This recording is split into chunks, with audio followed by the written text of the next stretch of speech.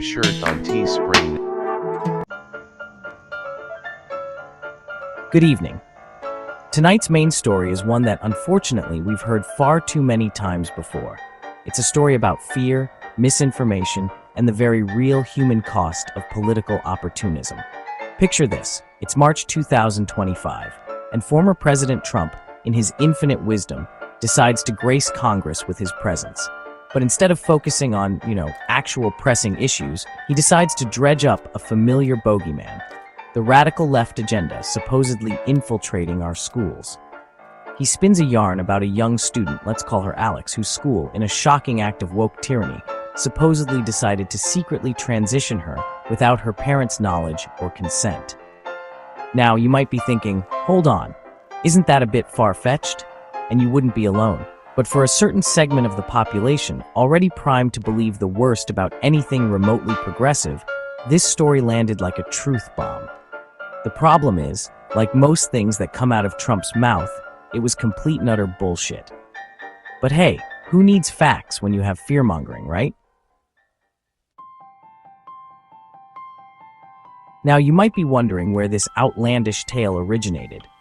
Well, it turns out Trump wasn't exactly breaking new ground here. He was, shall we say, borrowing from a real-life case that had already been making the rounds in conservative media circles, the story of January Littlejohn and her child. Littlejohn claimed that her child's school had secretly transitioned them without her knowledge or consent. A classic case of the liberal agenda gone wild, right? Except, there was a slight problem with this narrative. It was demonstrably false. Emails obtained by various media outlets painted a very different picture. These emails showed Littlejohn herself informing the school about her child's non-binary identity, preferred name, and pronouns. She even explicitly instructed the school to follow her child's lead. So much for the school acting in secrecy, huh? But wait, there's more. As if Trump's grandstanding wasn't enough, Florida Governor Ron DeSantis, never one to miss an opportunity to demonize the LGBTQ+ community, decided to get in on the action. Back in 2022, DeSantis used the Littlejohn story, already debunked at that point, to drum up support for his infamous Don't Say Gay bill. This masterpiece of legislation, in case you've been living under a rock, effectively banned classroom instruction on sexual orientation and gender identity in Florida schools. Now, what does any of this have to do with the Littlejohn case? Absolutely nothing, of course. But that didn't stop DeSantis from drawing a completely spurious connection between the two, claiming that the school had changed the child's name and gender presentation without parental consent. It was a blatant attempt to exploit a sensitive situation to push his own bigoted agenda. And the worst part? It worked.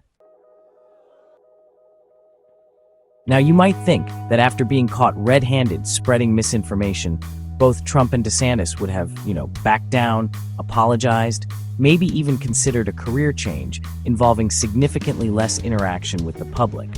But you'd be wrong. Instead, the Littlejohns doubled down, filing a lawsuit against Leon County Schools in December 2022. Their main grievance?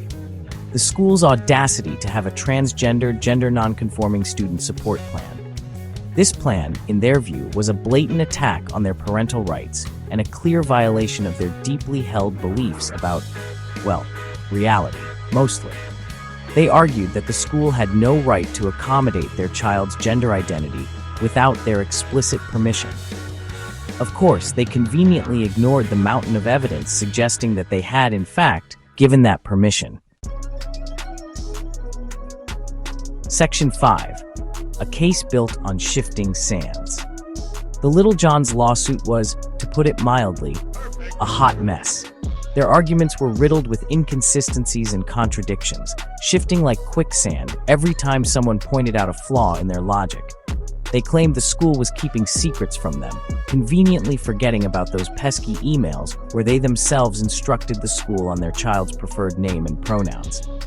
They argued that the school was forcing a specific ideology on their child, ignoring the fact that their child was the one expressing their gender identity, not the other way around.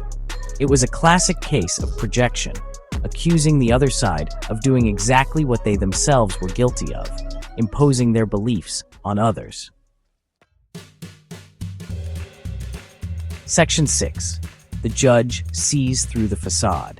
To the surprise of absolutely no one paying attention, the judge presiding over the case wasn't buying what the Littlejohns were selling.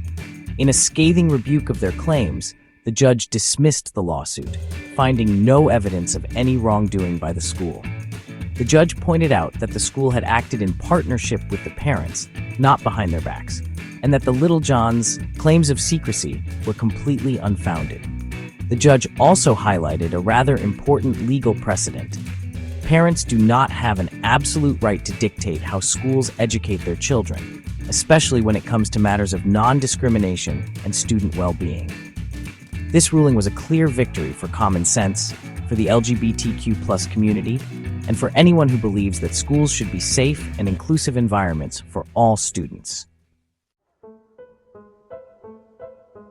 Section 7. The appeal and the ongoing battle. But the story doesn't end there. As of today, March 7th, 2025, the case is ongoing. The Littlejohns, undeterred by the judge's dismissal and seemingly immune to any semblance of self-awareness, have decided to appeal the ruling.